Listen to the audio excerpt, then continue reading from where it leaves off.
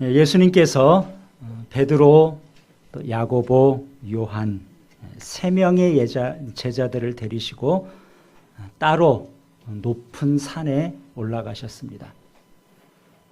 그 산이 무슨 산이냐? 성경에는 그 이름을 말하고 있진 않아요.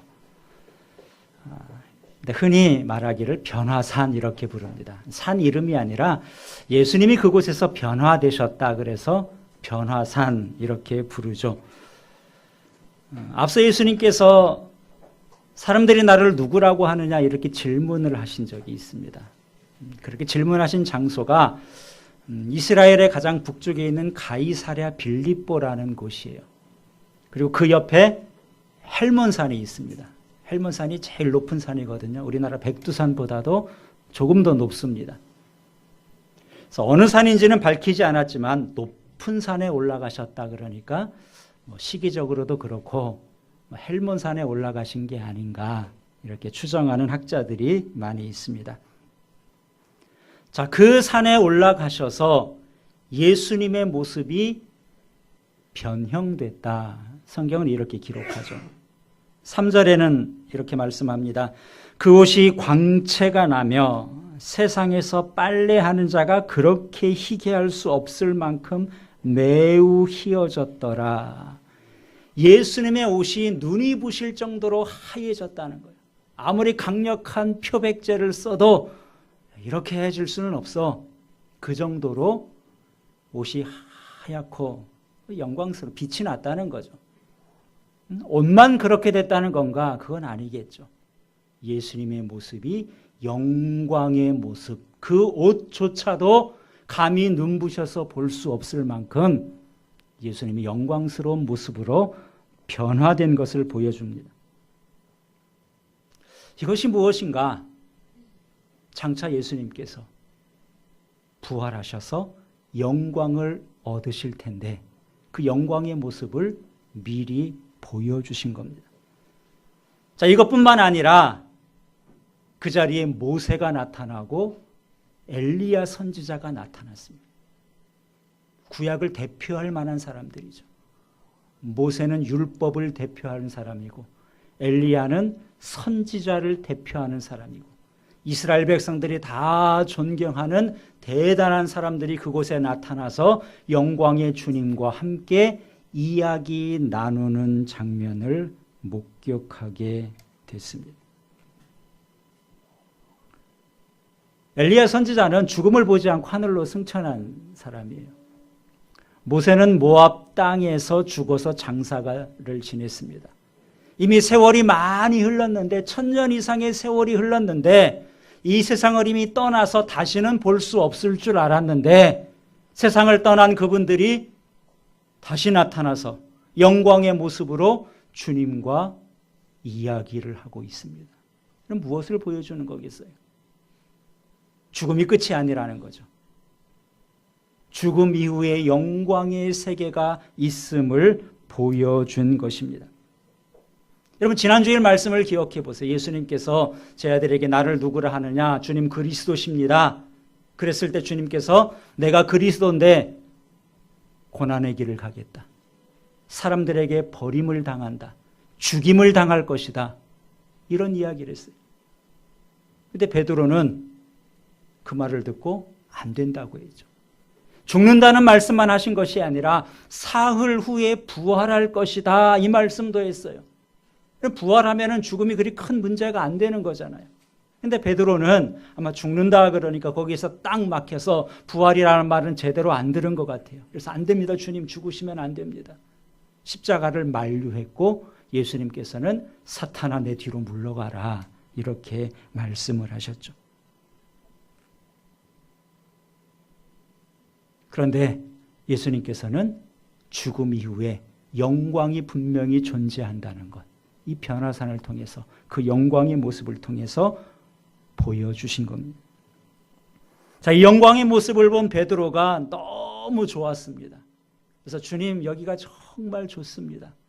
제가 초막셋을 지켰습니다. 하나는 예수님 거고 하나는 모세 거고 하나는 엘리야 선지자 거고 방 하나씩 해드릴 테니까 그냥 여기에 계속 우리 있으면 좋겠습니다. 이렇게 말을 했죠. 근데 예수님은 허락하지 않으셨어요. 그런 본문 이후에 제 아들을 데리고 산 아래로 내려오시게 됩니다. 왜 그곳에 있지 않은데 예수님이 허락하지 않으신 걸까요? 예수님도 거기가 좋았겠죠. 십자가의 길이 좋았겠습니까? 그런데 예수님께서는 허락하지 않으시고 제 아들과 함께 그 산을 내려오십니다.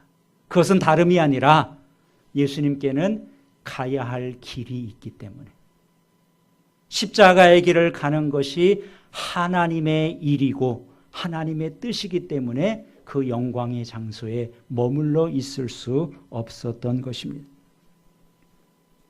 예수님께만 가야 할 길이 있는 것이 아니에요. 예수님께서 십자가의 길을 가신다고 말씀을 하셨고, 뒤이어서 우리 지난주에 말씀을 본 것처럼 아무든지 나를 따라오려거든 자기를 부인하고 자기 십자가를 지고 나를 따르라. 예수님만 그 길을 가는 것이 아니라 주님의 뒤를 따르려고 하는 사람들은 다 주님과 함께 그 길을, 십자가의 길을 가야 된다라고 말씀을 했어요. 그 이야기를 베드로가 못 들은 것이 아닙니다. 베드로도 가야 될 길이 있고 예수님께서도 가야 할 길이 있는데 그것은 다 잊어버리고 베드로는 주님 여기가 좋습니다. 여기에 집 짓고 오래 살죠. 이렇게 반응을 했던 거예요. 변호사의 영광은 좋은데 십자가의 길을 가는 것은 마음에 내키지 않았기 때문에 그런 겁니다. 사람들은 누구나 영광을 원합니다. 우리도 마찬가지고요. 십자가를 원하는 사람은 한 사람도 없을 거예요. 그런데 중요한 것은 영광은 그냥 주어지는 것이 아니라 영광은 십자가를 통해서 주어진다는 거죠. 그래서 이렇게 말합니다. No cross, no crown. 십자가가 없으면 면류관도 없다. 십자가가 없으면 영광도 없다는 것이죠. 그럼에도 사람들은 십자가를 싫어, 영광이 좋은데 십자가는 싫습니다. 베드로처럼 변화산의 자리에 그대로 머물러 있고 싶어 하죠. 그러나 주님께서는 지금도 우리가 머물 곳이 그곳이 아니라 산을 내려가서 산 아래, 그곳이 우리가 살아갈 곳이라고 말씀합니다. 우리도 마찬가지죠. 내가 좋아하는 곳에서 내가 하고 싶은 일을 하고 사는 것, 누구나 로망일 텐데 참 그렇게 하기가 쉽지 않습니다.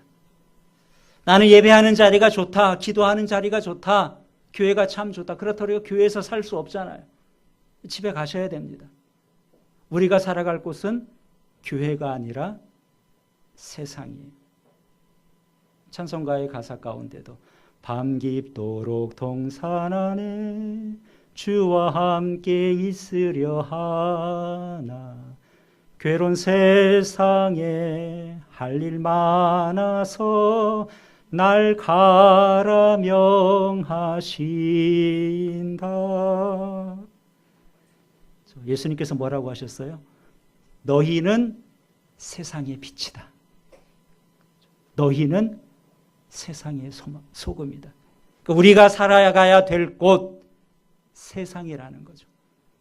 교회에서도 빛이 돼야 되지만 여기서만 빛이 되면 안 되고 우리가 정말 빛을 발해야 될 것은 어두운 세상.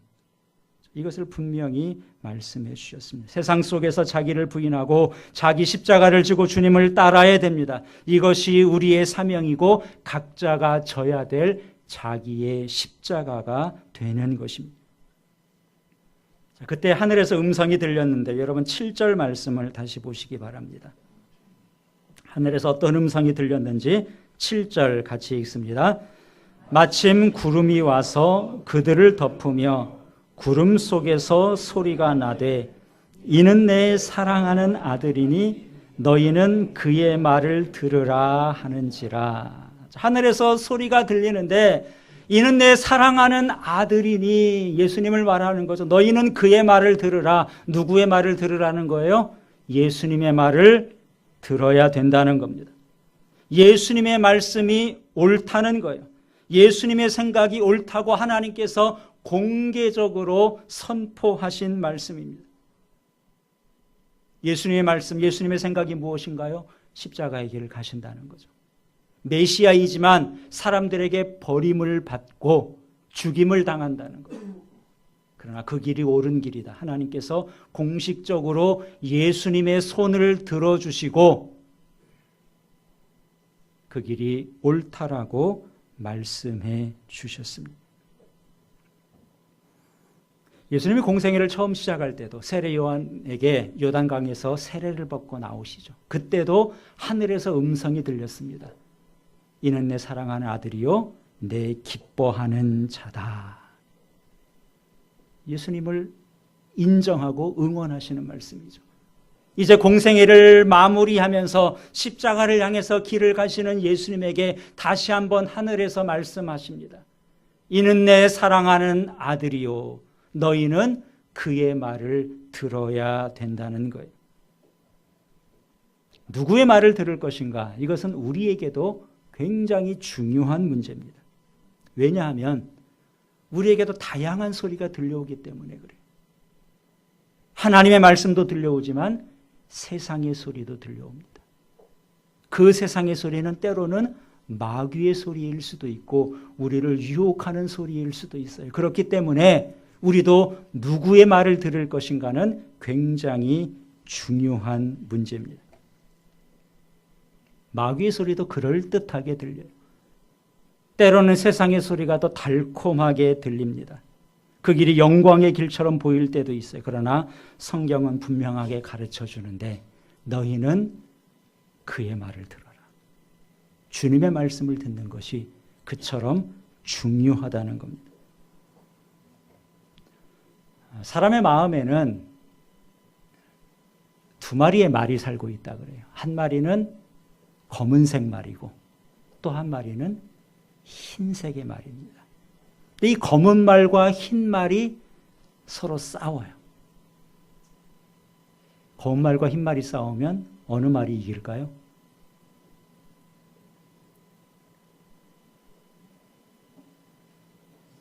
네. 그렇죠. 힘센 말이 이겨요. 그렇죠. 당연한 거예요. 검은 말하고 흰 말이 싸우면 힘센 말이 이기는데 이것은 이제 본격적인 질문이 아니라 연습 질문이고요. 이제 진짜 질문은 이겁니다. 그럼 검은 말하고 흰 말 중에 어느 말이 힘이 셀까요? 다시 문제는 처음으로 돌아왔죠. 대답하고도 꼭 정답 같지는 않을 거예요. 이기는 말이 힘이 세다. 그렇죠? 그러면 어느 말이 이기는 말이 될까요? 다시 원점으로 돌아오는 거예요. 자, 이 검은 말과 흰 말이 싸울 때 어느 말이 힘센 말이고 어느 말이 이기는 말이 될까? 그것은 내가 먹이를 주는 말이 힘센 말이고 그 말이 이기는 거예요. 그렇지 않습니까? 내 마음속에 있는 말이에요. 내가 어느 말에 관심이 있고 어느 말에게 먹이를 주고 어느 말을 사랑하느냐 그러면 그 말은 점점 힘이 세지고 커질 겁니다. 그래서 상대방 말을 쉽게 이길 거예요. 나는 평소에 검은 말에게 먹이를 줘요. 검은 말을 사랑해요. 그리고 막상 싸울 때는 흰 말이 이겨줬으면 절대 그런 일은 없죠. 절대 그러면은 흰 말이 이길 수가 없습니다. 싸워서 흰 말이 이겨야 되는데 그렇게 하려면 우리가 늘 흰색의 말에 관심을 가지고 그에게 먹을 것을 정성으로 주고 흰 말을 강하게 세워놔야 흰 말이 검은 말을 이길 수 있는 겁니다. 내가 가고 싶은 길이 있고 주님께서 원하시는 길이 있어요. 두 말이 있는 것처럼 두 종류의 소리가 우리에게 들려옵니다. 어느 소리에 순종할 것인가? 우리가 주님의 말씀을 들어야 되는데 그러려면 흰 말을 키워야 돼요. 그래서 제일 중요한 것은 흰 말에게 먹이를 주는 방법이 뭐냐? 흰 말을 키우는 방법이 뭐냐 하는 거예요. 여러분 그것이 무엇일까요?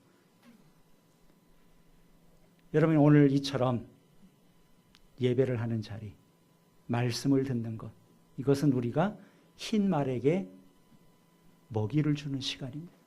흰 말을 좀 강한 말로 만드는 시간이에요. 이 시간만이 아니라 여러분이 개인적으로 기도를 하고 말씀을 읽고 묵상하고 하나님의 뜻을 알려고 애쓰고 그런 시간은 내 안에 있는 흰 말에게 애정을 쏟는 시간이에요. 그렇게 흰 말이 강해지면 우리가 순간순간마다 검은 말을 이기고 승리할 수 있는 겁니다. 쉬운 일은 아니죠. 그러나 이 일을 우리가 포기할 수 없습니다. 왜냐하면 너무나 중요한 문제예요. 내가 하나님의 말씀을 듣느냐, 세상의 소리를 듣느냐, 여기가 생명이 달린 문제고요. 인생의 성공과 실패가 달려있는 문제이기 때문에 우리가 하나님의 말씀, 너희는 그의 말을 들을지어다, 주님의 말씀 듣기를 힘써야 되는 것입니다. 자, 오늘 본문에서 베드로는 굉장히 놀라운 경험을 했어요. 영광스러운 경험이죠. 이것이 나중에 베드로에게 큰 영적인 자산이 됐습니다. 물론 오늘 본문에서는 베드로가 연약한 모습을 보였어요. 난 여기 있으면 좋겠습니다. 이후에도 베드로는 3번이나 예수님을 부인했습니다. 그렇지만 이 변화산의 경험은 베드로에게 평생 잊지 못할 굉장한 그의 체험으로 남게 됩니다. 그래서 베드로가 나중에 베드로 전서와 베드로 후서를 쓰게 되죠. 신약성경 뒤에 있는데 베드로 후서를 쓸 때는 이 변화산에 오늘 본문에서 경험한 이 사건을 자세하게 기록을 하고 있습니다. 베드로가 베드로 후서를 쓸 때 그때는 언제냐면은 기독교가 로마 제국으로부터 큰 박해를 당할 때예요. 예수님을 믿는 믿음이 있으면 그 믿음 때문에 불이익을 당하기도 하고 때로는 맹수에게 물리기도 하고 때로는 화형을 당하기도 하는 이러한 박해의 시대였습니다. 자, 이런 시대에 베드로가 말씀을 가르쳤겠죠. 뭐라고 말씀을 가르쳤겠어요? 지난주에 주님께서 하신 것처럼 누구든지 자기 목숨을 구원하고자 하면 잃을 것이요, 자기 목숨을 잃으면 구원하리라, 이렇게 말씀을 가르치지 않았겠습니까? 이 말씀을 듣고 이 믿음으로 산 사람들은 순교를 하더라도 믿음을 잃지 않고 정말 자기 생명을 구원하는 자들이 됐을 거예요. 이렇게 말씀하시면서 예수님께서 죽임당하셨지만 주님께서 부활하셨습니다. 부활하신 주님께서 장차 영광의 모습으로 다시 오셔서 지금 우리를 박해하는 이 로마 제국을 심판할 겁니다. 영광의 주님께서 다시 오십니다. 이렇게 베드로가 사람들에게 말씀을 가르쳤습니다. 그때 주님께서 나에게 분명히 말씀하시기를 너희는 그의 말을 들을지어다. 우리가 주님의 말씀을 들어야 됩니다. 이렇게 하면서 성도들을 격려했을 거예요. 그런데 성도들에게 이런 하나님의 음성만 들려온 것이 아니죠. 마귀가 속삭입니다. 성도들의 신앙을 흔드는 거예요. 뭐 예수님이 영광의 모습으로 다시 오신다고? 글쎄, 과연 그럴까? 예수님이 오셔서 이 로마 제국을 심판한다고? 우리를 영광의 자리로 인도한다고? 그래, 확실할까? 만일 그렇지 않으면 내 생명은 어디에서 보상받나? 한편으로는 이런 의심과 회의가 들기도 합니다. 이런 상황에서 누구의 말을 듣고 무엇을 선택해야 될까? 베드로는 흔들리는 성도들을 향해서 베드로후서를 기록하면서 베드로후서 1장 16절에 이렇게 기록합니다.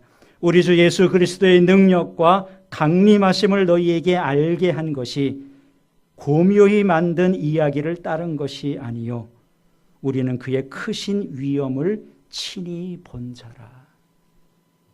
베드로가 성도들에게 가르쳤다는 거예요. 장차 주님께서 하늘로부터 영광의 모습으로 강림하실 겁니다. 이것이 베드로가 꾸며낸 이야기, 교묘하게 만든 이야기가 아니라는 거예요. 나는 그 영광의 주님을 미리 본 사람이라. 변화산에서 봤잖아요. 장차 예수님께서 어떻게 영광을 취하실지 미리 봤다는 것을 성도들에게 분명히 기록해서 증거하고 있습니다. 그리고 이어서 이렇게 기록합니다. 지극히 큰 영광 중에서 이러한 소리가 그에게 나기를 이는 내 사랑하는 아들이요 내 기뻐하는 자라 하실 때에 그가 하나님 아버지께 존귀와 영광을 받으셨느니라. 이 소리는 우리가 그와 함께 거룩한 산에 있을 때에 하늘로부터 난 것을 들은 것이라. 거룩한 산 변화산에 있을 때 하늘로부터 이는 내 사랑하는 아들이다. 너희는 그의 말을 들으라. 분명히 하나님께서 말씀해 주신 것 내가 지금도 생생하게 기억하고 있다. 너희들도 하나님의 말씀을 듣는 것이 정답이라는 것이죠. 오직 예수님의 말씀을 듣는 것, 베드로는 자신이 경험한 변화산의 체험을 근거해서 강조하고 있는데 그만큼 변화산의 경험은 베드로에게 평생 잊지 못할 은혜의 시간이었던 것입니다. 우리가 이런 것을 보면은 참 베드로는 좋았겠다. 예수님과 함께 3년을 생활했고요. 이 영광의 모습도 보았고 하나님의 음성도 들었고 얼마나 좋습니까? 오늘 우리도 무엇을 선택해야 될까? 누구의 말을 들어야 될까? 지난주일 말씀처럼 하나님의 일이 뭐고 사람의 일이 뭘까? 참 분별해야 될 일이 많이 있습니다. 그럴 때마다 하나님께서 너희는 저의 말을 들어라 이것처럼 딱 정답을 찍어주신다면 얼마나 좋겠어요. 우리의 신앙이 흔들릴 때마다 모세도 나타나고 엘리야도 나타나고 예수님도 나타나고 우리가 이런 영광의 모습을 본다면 참 도움이 될 텐데 이런 생각을 우리가 하기도 합니다. 그런데 베드로에서 자기의 체험을 이야기했지만 성도들에게는 그것을 권하지 않았어요. 왜냐하면 우리에게는 변화산의 경험보다 더 좋은 것이 있다고 말씀합니다. 그래서 베드로서 1장 19절에 우리에게는 더 확실한 예언의 말씀이 있으니 이렇게 기록해요. 체험보다 더 확실한 것이 있다는 거예요. 예언의 말씀이 무엇이에요? 성경이라는 거죠. 여러분 우리가 경험하는 것은 주관적입니다. 근데 성경은 객관적이에요. 직접 경험한 사람들이 글로 기록한 거예요. 베드로는 자기의 경험을 강조하지 않고 하나님의 말씀을 더 강조했습니다. 오늘 우리에게는 66권의 완성된 성경을 주셨습니다. 비록 우리가 변화산의 현장에는 있지 못했지만 우리는 하나님의 말씀을 가지고 있습니다. 내가 예수님이 십자가에 못 박히시는 그 현장에는 없었지만 더 놀라운 은혜를 하나님의 말씀을 통해 누릴 수 있는 거예요. 그러면서 이렇게 기록합니다. 날이 새고 샛별이 떠오를 때까지 말씀에 주의를 기울여라. 날이 새고 샛별이 떠오를 때까지. 동트기 바로 전, 그때가 제일 어둡다 그러죠. 그러니까 우리가 어둠 가운데 있을 때 빨리 좀 밝았으면 좋을 텐데 그 가장 어두울 때 동쪽 하늘에서 빛나는 별이 샛별이죠. 금성이죠. 우리 마음이 어두움 가운데 있어요. 무엇을 결정해야 될지, 누구의 말을 들어야 될지 잘 모릅니다. 그러나 우리가 우리에게 주신 하나님의 말씀을 붙잡고 성령의 도움을 구할 때 하나님 나에게도 말씀해 주십시오.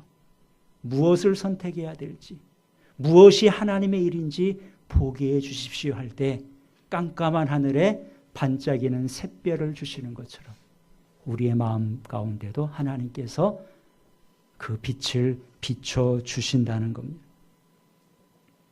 하나님의 일이 무엇이고 사람의 일이 무엇인지 우리에게 깨닫게 하시고 지금도 하나님께서는 말씀을 통해서 성령님께서 그 말씀을 통해서 우리에게 빛을 비춰주시고 우리의 가는 길을 인도해 주십니다.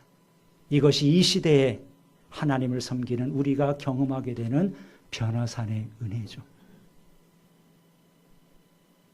여러분 어떻습니까? 베드로가 경험한 변화산의 놀라운 은혜. 이 은혜를 지금도 하나님께서는 우리에게 베풀어 주십니다. 무엇을 통해서요? 말씀을 통해서. 그 말씀을 붙잡고 하나님의 뜻을 알기 위해서 간절히 사모할 때 성령께서 우리 마음 가운데 깨닫게 해주시고 반짝이는 샛별로 우리의 가는 길을 인도해 주십니다. 그 은혜를 여러분의 매일의 삶 속에서 풍성하게 경험하시기를 우리 주님의 이름으로 축원합니다. 기도하겠습니다.